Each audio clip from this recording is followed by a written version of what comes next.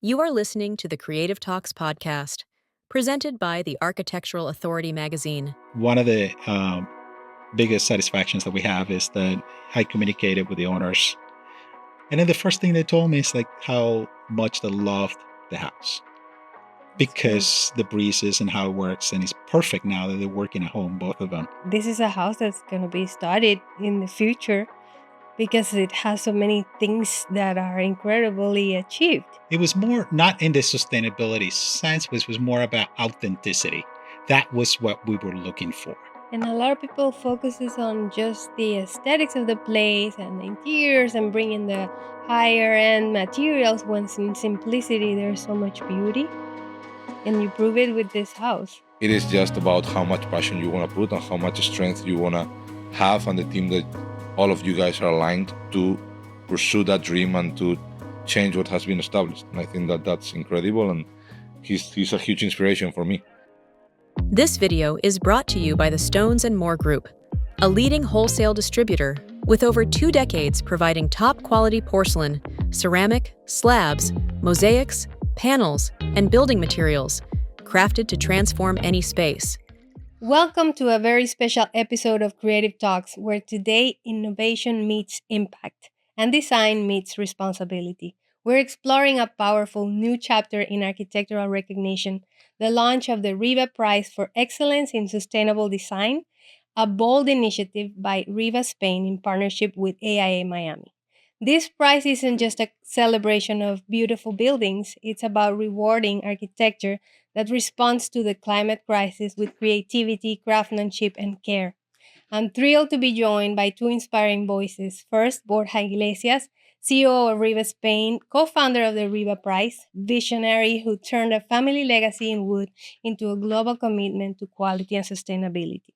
And Claudio Salazar, principal at RooTSDNA, recipient of the RIVA Prize, whose award-winning design proves that thoughtful renovation can be both elegant and environmentally radical.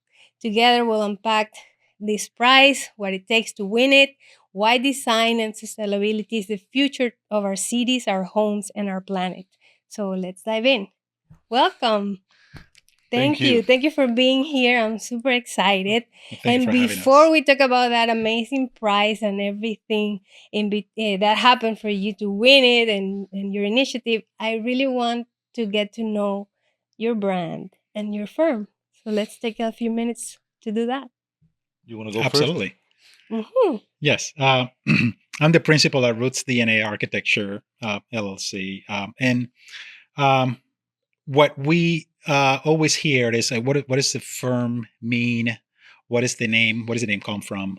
And for us, the name of our firm describes the design process that we utilize. The roots, just the same as the roots of a plant that become the foundation, the base, and the strength, the part of the plant that provides the nutrients to the plant, right? We want to think of ourselves of thinking of that base in every project. And that base for us is the conditions of the site, the context, the different elements that would inform us how to approach the project. And in our perspective, every project is different. Every project has an identity. There's a story behind every project. And I think that the DNA part is the sort of the instructions for which then that design becomes real, right? So in that way, we try to keep every project as a singular project that, it tells a story. For us, that's the most important part. I read something about in your biography where you say that your philosophy is that form follows joy. I love that. So can you talk about that? Absolutely. I mean, forms follows function is something that we normally hear in every project, right? I mean, that's the mode of architecture. But I feel like that, there's function, but I think function is so sort of, I think a little bit subliminal with maybe you use it, but you don't really understand it. And I think that there's something that you do feel, which is joy when you experience a space. And I think that that's, we work really hard and try to achieve those things. kind of focus on the experience of the user, the visitor, and also the experience not only for humans but also for animals. So we've done projects where we have looked at the sort of the ecosystem of the place and then try to reinvigorate that. And to me, that's also Incredible. part of the And the inhabitants. best part of it all is that you are mentoring the new generation of architects because you're also an educator at FIU. Am I correct? That is correct. I don't do it every semester, but this coming fall, I think I was invited to And it's teach. important to give that new way of thinking to the new generations to experience the spaces with joy, like what you were mentioning. Absolutely. And I think that that's one of the things that I encourage other people in the industry is to share their knowledge. I believe that we actually learn so much by just listening to ourselves. At least in my case, it's been that. And I think that it just also galvanizes our ideas about what we believe. And I think it's a wonderful practice. I enjoy it. Sometimes I'm a little busy that it can be achieved in every semester, but I try to do my best to share my knowledge. And before we go to Borja, I want to congratulate you because you not only won the RIVA Prize, you also won 3 other awards at the last AIA Gala. I don't know if you want to mention which ones they were, and I'm sure you put a lot of work and effort, so we need to say it. Well, absolutely. I think that one of the words I'm very proud of, it's a project that I think was a project less than 500,000 square feet. It's a commercial project. This, if I believe correctly, that project is a residential project that we try to merge architecture and urban design and try to create something that is that would be not only enjoyed by the visitors but also by the people that live in the area. The other project that I think we also won, it's been it's been some time already. So I think it was the residential project. That project itself won 2 awards actually. It was the RIVA Prize and residential project. And you And also it was won Architect of the Year. Architect of the Year. And one of my associates who also won Associate of the Year that same year. So we're with a great champion here today. Yeah, Yes. congratulations. That Well, must thank you. feel very good. Yeah, a lot of joy. Yes. And what about Riva? You recently came to the US, coming from a family that's been doing hardwood floors since 36. 1936. So tell me about this project. So yeah, Riva, it's pretty recent. Riva is a brand that I started in 2018 here in the US. Before that, there is a large history and a lot of heritage related to hardwood mainly. The company started in 1936 in Spain, and it started based on an unfortunate situation that was happening, which was civil war in Spain.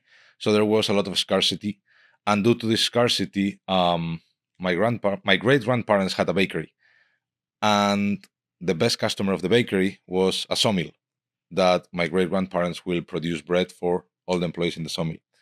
Unfortunately, due to the situation with the war, the owner couldn't pay my great grandfather with money, so he paid him with wood. Wow. So he took the wood and he resell it, and the result was that he made more money with the wood than with the bread. So he offered the sawmill owner to buy it from him, and that's how it started. This was 2 hours away from my hometown in the interior of Spain. My great grandfather started the company doing solid wood mainly for like carpentry and structural.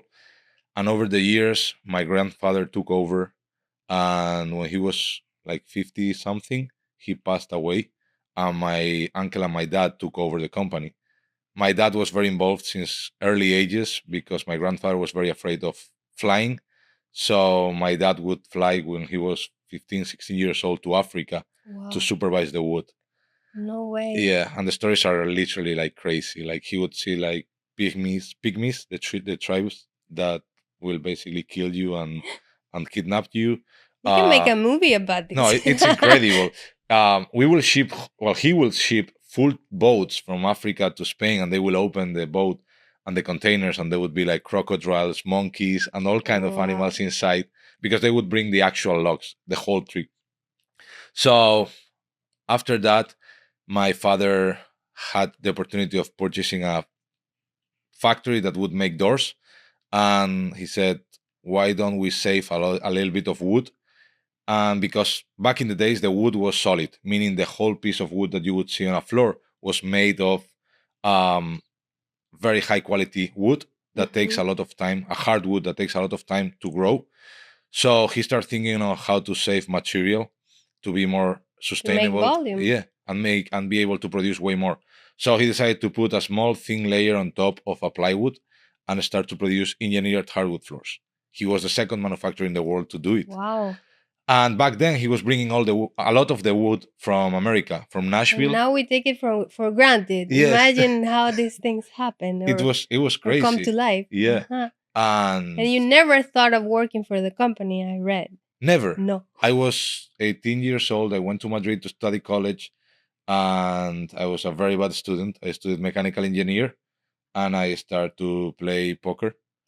And I would not go to college. And my dad got tired, and he said, "Okay, you're going back home." So he took me back home and said, you're gonna work in the factory in the mornings, and in the evenings you're gonna study." I finished college, and I got in love with the factory. And I said, why are we producing a low-end quality product? We were producing for Home Depot and large companies. Why don't we produce high-end? Because the company was in bankruptcy back then. So we got a project for a hotel. We produced a floor. It was incredible. And I told my dad, I want to start selling it. I want to build my company. So I rent a car. I actually won the Spanish Championship of Poker. And with the money, Wow, fantastic! Yes. So it was not wasted time. No, and that's how I started to sell wood, just with a car and small samples. And 2 years after, I came to the US. Wow. Yeah. And here you are innovating, you are just making changes. I think you got a great energy, super good ideas. Your showroom is going to be at an amazing building. You're doing like a behind the scenes YouTube documentary sharing all the process. So I love those initiatives. I love that it's way out of the box. So congratulations for that. And on top of that, then you invented this prize. Yes. Why? What was the reason? I share with Claudio what he was saying before. Joy is the base of everything for me and for our team. We just love to have fun, and when innovation meets fun, the joy is incredible. And we believe that sustainability is a very important part of our lives, and it's all about looking forward in the future. Like, what can we do now to help the future generations? And sometimes it gets for granted. And the other thing that we love is our culture, Spain. Our brand is called RIVA Spain because we are very proud of our country. And we wanted to match those two things and promote our country, promote our culture at the same time that we recognize professionals that are literally taking it a whole step forward into how can we be more sustainable. Yes. And the way that he's done it is just so incredible that we wanted to honor him and also get him closer to our culture so he might get even more inspiration to other projects and continue on this path of sustainability and design. No, that's amazing. And then you joined AIA, and together you presented this contest to all AIA members. Yes. How many participated? Phew. Because being sustainable is going the hard way. Because if we build not sustainable, it's just the comfortable way. So, Absolutely, and I think that is almost going against the grain, right? Which is a whole another conversation. Yeah. Locally, things are a little bit more difficult. Do you find Spain more conscious in sustainability than USA? Um, or we are here? I think there is certain aspects of the culture in Spain that, by the way of living, makes it more sustainable. Everybody walks, everybody True. lives in an area very close to each Mhm. other. You still buy fruits that are harvested different Exactly. than the massive supermarkets. There is a Yeah. lot of local products and a lot of Mhm. local production, and people love that. Like in the factory, every week people will bring their own eggs, people will bring their vegetables, and they will share it with each other.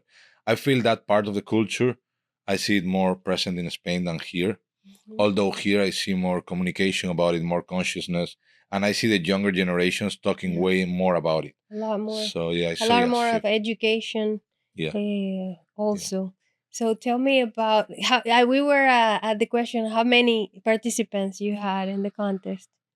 I think it was around 80, but I don't remember the Wow. number. Like it So was a like while ago, but yeah. you had to what were the considerations to win the prize? The first thing is visual. I think that the one of the biggest challenges is like how can I Make make it something? pretty Yeah, and sustainable. exactly. I think that that's one of the challenges. Same with like food or anything. How can we make something taste great and be sustainable, look great and be sustainable? And the design that the three finalists were incredible designs, really impactful. And then we got into the details on how this impacted the heritage of the place. That's something that, on your case, impacted me personally a lot on how much thought was put in on what was done before in there. What was the ecosystem? What was the heritage of that house? And then together with a lot of engineering on how can we make the design live by itself with like a water system that will feed the pool, Wow. the flow of the air so it will save on AC. All of these things that are extremely, and I would love him to talk more in depth because Yes, we're it gonna get was there. so incredible hearing it from him. And one thing is to see it, and another one is to hear it from him and see how much value it has, that design. And that's what, in my case, personally impacted me the most to pick his design. It's called the Connor Residence Connor, yes. because the owner is Mr. Connor. Yes. Yeah, talk about the house, please. Describe it. Like, I want to encourage everybody to look it up, and it is on the AIA Instagram. I saw it in RooTSDNA. So look it up, but describe it as if we weren't going to see it. Yeah, no, absolutely. And I think that we were very lucky to have clients who were looking for something that had meaning, not only for Mhm. them, but for the site. This couple, they've been living in Florida for some time, and the husband was a scientist, or he's a scientist now, professor at and the wife is an artist. Just a great combination, Mhm. right? And we would get into conversations. This is before we even put anything on paper, right? When we're visiting the site, we're discussing, the project. We get into these very sort of intricate conversations about design, not only design but sustainability. But it was more not in the sustainability sense, which was more about authenticity. That was what we were looking for. So we were But they speaking. were people that live conscious, and they must have been because you have to Absolutely. invest a lot more in order to make your house sustainable. Well, absolutely. And one of the challenges to do sustainable design in Florida, in South Florida especially, there are a couple of components. Our climate, right? It's Mhm. just hot all the time. Now, when you go to school, you learn about cross ventilation, right? One thing is to talk about it, and the other one is to actually do it to see if it works. So we knew that one of the challenges for cross ventilation was that the air outside is humid. You don't necessarily want to bring that air unless you condition that air in a specific way, right?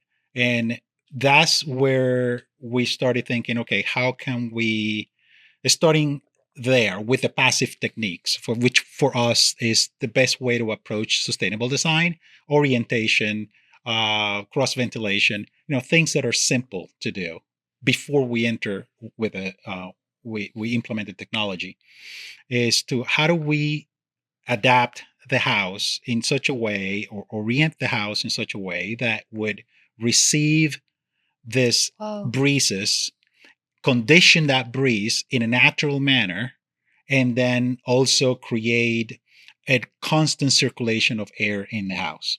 Right? There's different techniques, but we had another challenge here, which was the house is in Coconut Grove.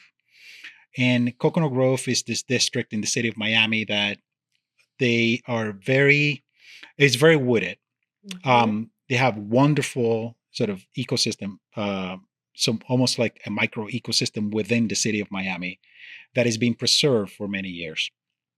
And that particular site had many trees, which we were trying to keep at the same time. Right. So the existing house, which was a 1956 ranch house, right? The first instinct by most of the people that talked to our clients was get rid demolish of the the house, right? Just get rid of the house, build a new house. And he wasn't completely convinced.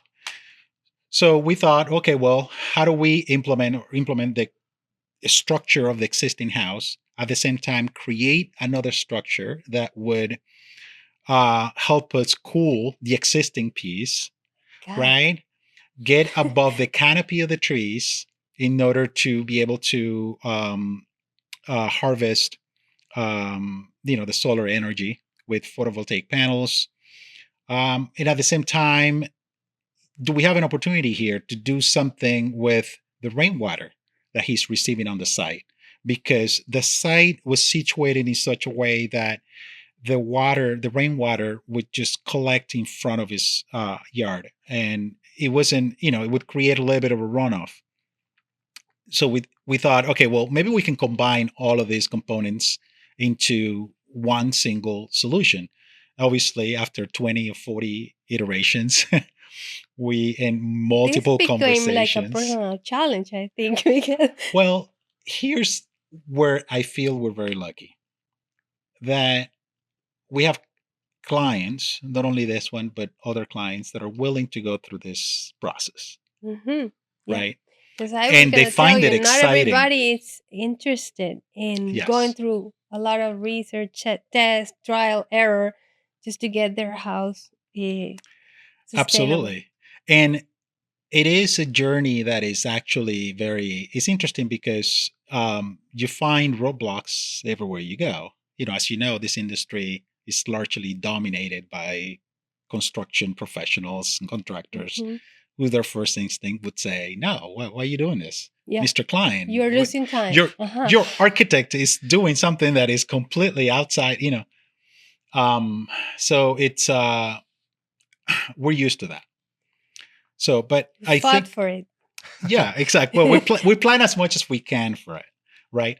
But in this project, I think that the mission was to, okay, let's talk on this. Let's take on this challenge. How do we cool the house passively, right? And after the sort of the wind analysis and the breezes, the analysis of the breezes, we realized, well, the prevailing winds are coming from a particular direction. If you orient the house in such a way that can capture that wind, and then accelerate it by the position of the windows and the sizes of the windows, then we can create kind of a suction sort of situation that would help us move the air from the underside, from the portion of the house that is one story, and then elevate it to the second story, right? And create a constant circulation of air. It sounded great, but we were like, why don't we actually try it? Let's do it. Let's model this and let's see as much as we can, right? All of the software that was out there available to us to do this was, either automotive type of software, things that we needed to learn how to use. So we're like, okay, well, no, let's just bring an expert. Let's just have someone who does this on a regular basis. After consulting with multiple MEP companies, and then, bringing them their ideas, we found one company up in the Panhandle that the mechanical engineer said, this is an interesting project. I have a friend who does aeronautical engineering, right? And then they have a software that think that we can test this.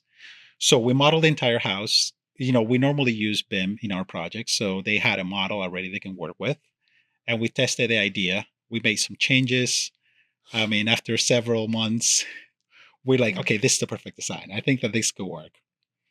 And obviously, the moment of the truth is once it is built, see if it works. And it worked, which is the most satisfying experience. But I feel like this house deserves recognition internationally, because I'm just hearing you, and I'm like amazed by your mind and everything that you went through to make it happen. How long was this process? About 2 years. It's like a falling water, something like that, with that impact in construction and architecture and sustainability to me. So Absolutely. And I think that is something that it's, again, passive, sort of using passive strategies is, it's ideal because it's something that doesn't get value engineered so easily, right? If it's the shape, then we can't change that shape, obviously, if that's the shape is the performance. So our philosophy over the years has been largely influenced about how do we make integrated design so seamless that it's invisible, that you don't really notice see it. It's not an add-on. It's not a collage of components, but rather it is the component. And in yeah, it takes a lot of work, and it's at moments it's discouraging because we don't live in an environment where it's very common. So it's very hard to find contractors and people that are willing to go that extra step. And besides all that you explained, there was a point that Borja made. The house is gorgeous. It's beautiful. So it has that too. It's a piece of art. Well, I think that's part of the joy, right? If we describe it, it's a white house. Tell us a little bit of the aesthetics from the outside. Absolutely. So I think that it's the artist part of the couple, right?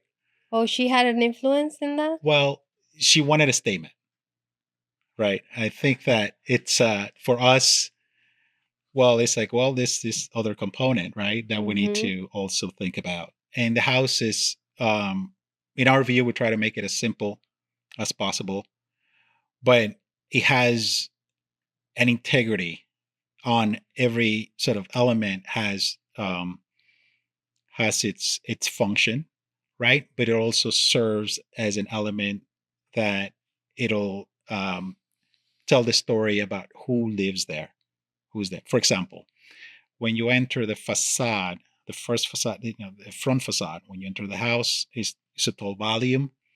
The second story has a slender window that is pretty tall, right? When you are inside of the house, that slender window, along with the clerestory windows that you don't get to see, right, help illuminate the art that goes into that wall, because because the owner needed a big wall to portray some artwork, right? And are all the materials used in some way sustainable? You picked tiles or hardwood floors that had any certifications as well?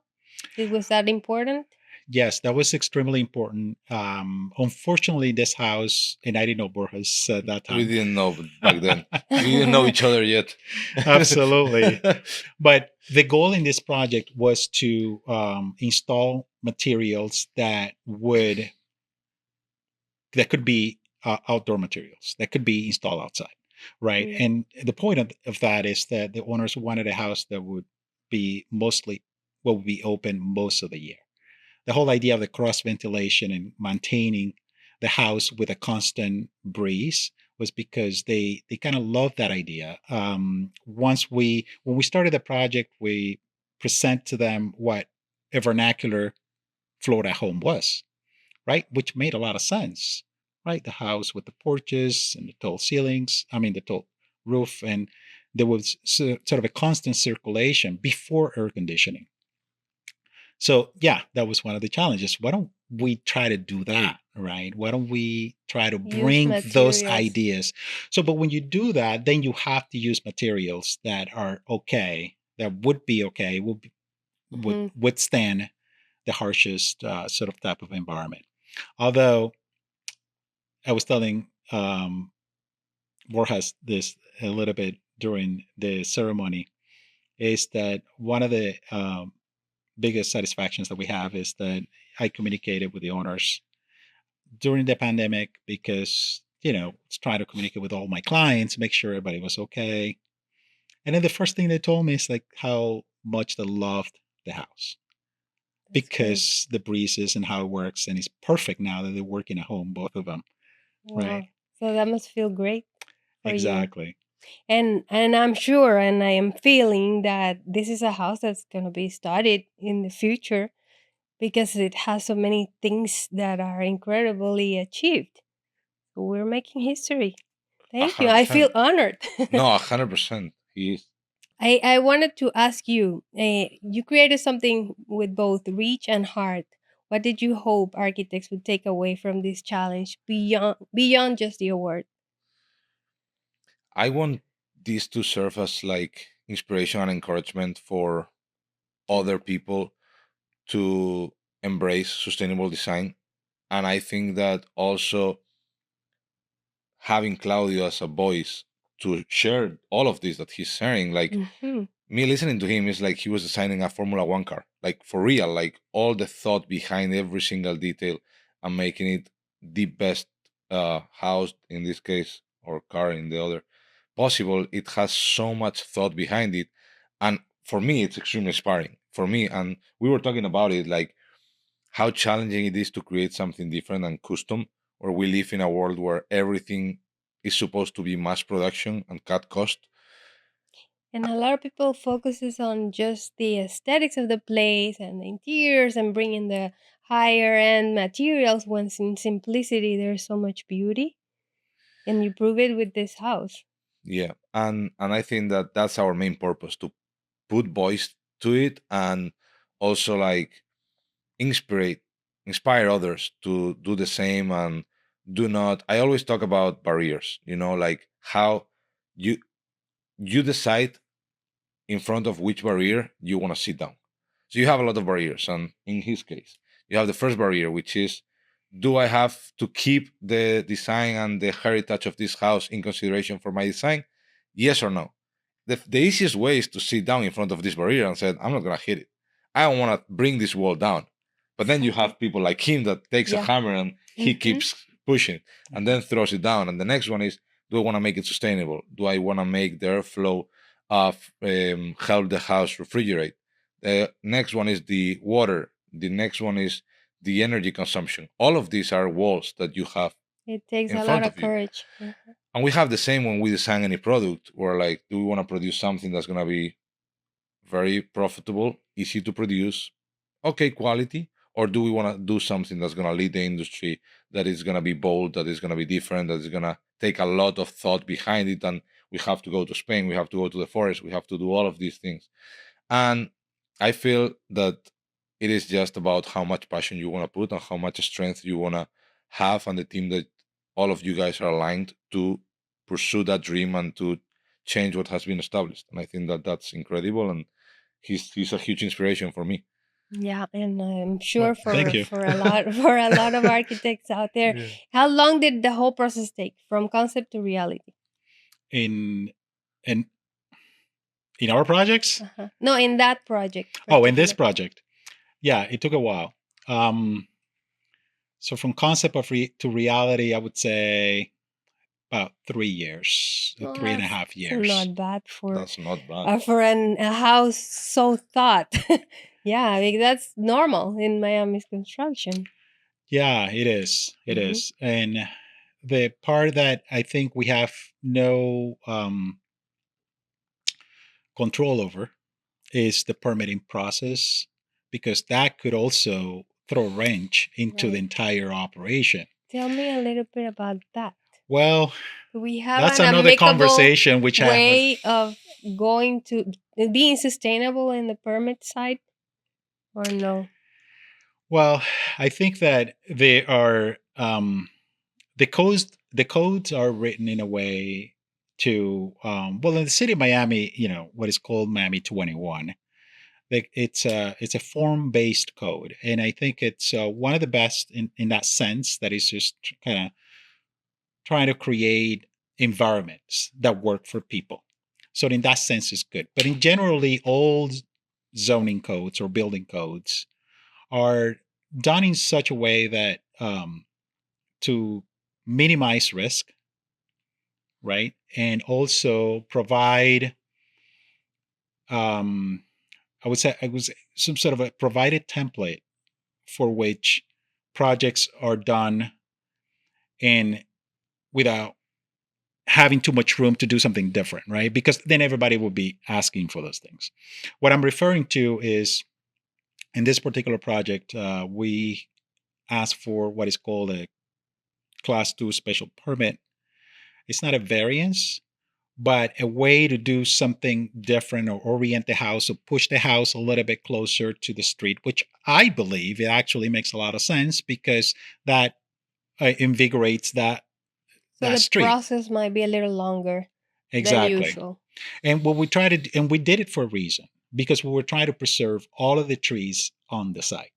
Were you able to preserve? Yes, actually, we did. The project, what's funny about it is that the entire project started because one of the oak trees, which is, I mean, if you look at it, you could easily see that this tree is 120 years old or 125 years old, right? Big, beautiful oak tree. It was leaning against the existing house. So there was going to be a future problem there. Exactly. And no, actually, it was damaging the roof already. Okay. Right. So we saw that as an opportunity to like, well, this is interesting, right? So, okay, well, we do the things. We actually push the house, the part of the existing house, we remove that portion and then locate it somewhere else. That's the reason why we had to kind of ask for the Class 2 special permit, because now we had to encroach into other areas that weren't allowed to build. But then we wanted to tell the story about the tree. In our view, was like, that tree started the project. Why don't we tell a story about about that tree? So what we did is that we created an element. We'll call it like it's a balcony, in layman's term, but it's more of a, for us, it's more like a tree house terrace. That's what we called it, and basically a terrace that extends really long into the branches of the tree. Wow. From the second level of the house. Very unusual component. Obviously, the structural, the structural sort of conditions that we had to deal with were a little bit difficult, and that's where it comes in when you're dealing now with contractors who's like, why don't we just make it smaller? Or cut the tree, right? Yeah, why don't we do this other things that are easier, Mr. Client, right? And for us, it's a battle where, no, that's the concept. And again, we're lucky that we had a client that supported your idea, that understood the importance as a concept, as a story, to have that element that extends into the tree. It tells me now that this is the most popular space in the house. So when they have people over, that's incredible. No wonder you fell in love with that project. Who were the members of the jury? I know on our end, it was two, me and another person in my team, and then members of the AIA board. Yeah, analyzing all of this. Is there gonna be a second round? Yes, this year we're doing the second edition. We encourage all the AIA members, and this year we're doing it nationwide. So anywhere in the entire nation that's member of the AIA can submit their applications. When does this start? The application start? I think it starts in tomorrow. Like right now, I don't know when this is gonna be aired, but like right now, the problem is I don't know when this was gonna be aired, but it's already live, so anyone can apply already. I think we launched it today or yesterday. But yeah, it's incredible. I think this year nationwide, and is there gonna be one winner only? Yes, one winner only. You're Yes. making it difficult for yourself. You're making it difficult. Yeah. Yeah, super difficult. Yeah, but we're very excited, and hopefully we get more and more going, and we can do it with other chapters in the future. But I think it's a way of architects like getting also the recognition, Mhm. because like how many people was gonna hear this story? Like just being here and Exactly. being able to hear this story firsthand, it's so inspiring for me, but also for architects, interior designers, Yes. cities to help with the permits, everyone. You know, Mhm. it's just incredible to do this and get this result. And for us, we're so honored that I was listening to him talk, and I'm like, I'm so honored that he applied. You know, like it's great. It's just awesome. No, it is a great initiative. Why do you think that sustainability and your line of products are so important to go that direction? I'm glad you're doing this, but I want everybody to know why you're doing it. Uh, I believe again, sustainability is thinking about the future generations and about how can we leave a world for our kids or grandkids that's better than what we have right now. The consumption of products right now it's massive. The waste it's insane. It's larger than ever in history, and we have to try, all of us, to help a little bit, A little bit. because otherwise it's gonna go out of control. Mhm. A floor 100 years ago, it didn't matter if it was solid, because in Spain, my house where I live, or where I used to live with my parents, the floors have 80, 90 years. And those particular floors, you cannot rip it out and throw it. You have to preserve it. It's solid. It's a very like hard wood that takes so many years to grow, and it has so much value. And sometimes here we go to a job site and it's like, oh yeah, we just bought this house. The house was built 6 years ago. We want to rip the entire floors and change them. And it's heartbreaking. Of course, yeah, we're selling a big job, but we always encourage them to like, let's sand it, let's change the colors, let's change the design, let's try to do something to, you know, minimize waste and give these floors the largest life that we can. A European oak for our floors takes 130 to 180 years to grow until it can be harvested. We reforest it every time, and we only bring it from forests that are sustainable, meaning this forest you can only harvest a certain area per year, and then you have to reforest that area so that when you get again there, it has already huge trees. So again, this is something very challenging because not every forest Yes. is like this. There's only few forests, and then you have to balance it out with the design of the tree, because depends on when the tree is born and raised, the look is going to be different. And people want it nowadays minimalist look and grain and clean look and all of that. And then you have another challenge. The tree is too big, it has a lot of branches, then you're gonna have knots, but people don't want to have knots, they want clean. So all of these things you need to take in consideration when doing a product and being sustainable. And for us it's a big challenge, but it's also something that makes us very proud. Yep. And it's something that's part of our core values. And to be able to be with the AIA, to be able to be with architects like Claudio, it just makes this community grow and be heard, Amazing. and that's what we want to be part of. Yeah, thank you for doing all of that, because that's you are taking care of the future of our kids, our families, the new generation. So somebody's taking care of the environment a little bit. And is there any recommendations you can give to the new contestants? Yes. The project, when you submit it, is already done. When you submit to participate, it's Yeah. already done. It's already built. So there's no, I guess there's no advice that can change. But how do you present it? How do you, is there a narrative? How do you tell the story of the house? Yeah, that's important. That word that you I just think used, so. the story, The right? story. I believe, or I want to think of ourselves as storytellers. We just Mhm. use concrete and steel and Yes. glass. Every Creating project works of really art. has Mhm. something, hopefully something meaningful. And I think that that's what we live for, right? I think that we live in at least, we are in an industry where we cannot get away from, right? We think about it all the time. At least we do. I do. And I think that 24/7, we're thinking about about a particular project, how to make things better, Yes. or how to, because we live it. We sort of surrounded by the built environment, and it's a good exercise, to kind of think about, what is the story of the project, and what's the story? What is my Why we story? did this? What am I? How am I part of that story? I think that's also important, Super right? important. Yeah, because I think that we live in a society now where everything is instant, expedient, quickly, right? And there's the story sort of lost. Like, and I find myself guilty of that too, right? I'm looking at social media, Instagram very quickly, and then and that, and it's almost like you forget it Mhm. very quickly. And And I'm it trying to takes avoid that. time, calm, peace in order to achieve a project like that. You can't live in the instant world. You have to take your time. So that in the same way, you have to write it and explain it. I think I agree with you. The story is so important.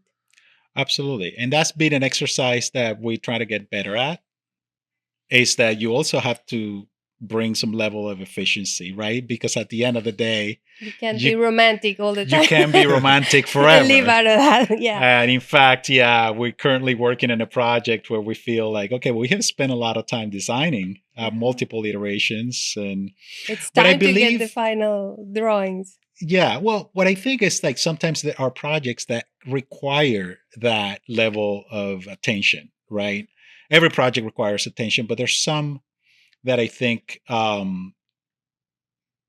we better get it right. Mhm. We try to do a decent job here. This project in particular that I am referring to, there used to be a house on that site that we are working on. And the house was designed by Alfred Browning Parker. Wow. The house was demolished before our client purchased it.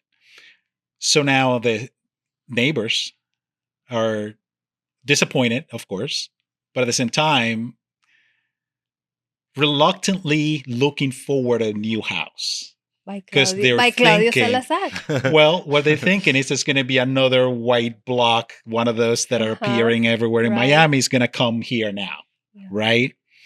And so we feel like we have a responsibility, not only to our clients, but also To the community, to the the neighborhood. community.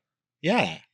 And it's in a very important location, which is, so hopefully I can tell you about this the next time I meet you. Great. And if I was an architect that applied for the first edition, can I apply for the second edition Yes, absolutely. with the same project? Yes, except him, everybody else.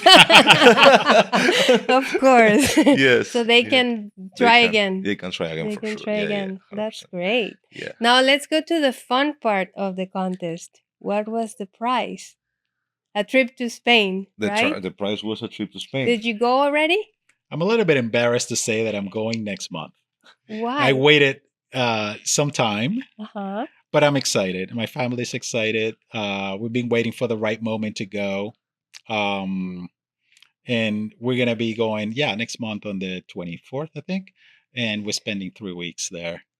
And we have a spreadsheet, which is it's funny because, I find it, spreadsheets are excellent, right?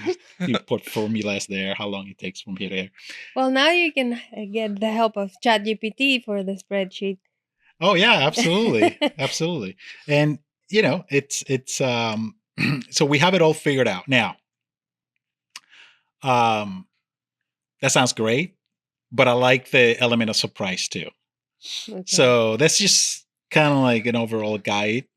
But once we get there, I'm sure we will find fantastic places that maybe we want to stay a little longer in here.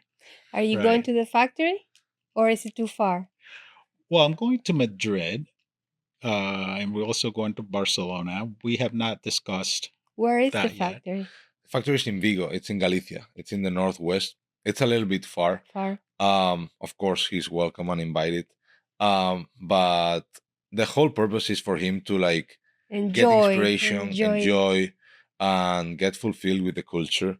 As he was saying, Spain, I feel that is one of these countries that you can have the spreadsheet, but then you're gonna just be walking and from one place to another, just get amazed with every single detail, corner, restaurant, area of the city. Enjoy the arts, Yes. the music, and the Yeah. dances. The food. The The food is Yeah. you will see. So yeah, that's the whole purpose, to like get them closer to our culture so they can experience it and just enjoy it.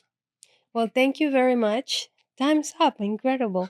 It's been such a rich conversation. I really, really feel that your house is going to be studied in the future, just like we did with Frank Lloyd Wright and the amazing houses that he built.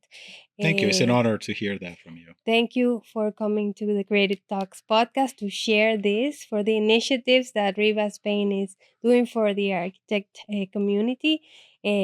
For everyone, just sign into the contest. It's open now. When are the results? They are Next announced year? in the gala. Or in during the gala? Yeah. That's at the end of the year. Yeah, at the end of the year. All right. So I look Yeah. forward to see who wins this time. Same. Thank you so much for having us. Thank you, guys. Thank you so everybody. much for having Bye-bye. Thank you so much for listening to the Creative Talks podcast. Your 5-star reviews really help us continue what we do. Please rate your listening experience, and let's keep building this beautiful community together. For exclusive access to more design content, visit thearchitecturalauthority.com or download our app from the App Store or Google Play.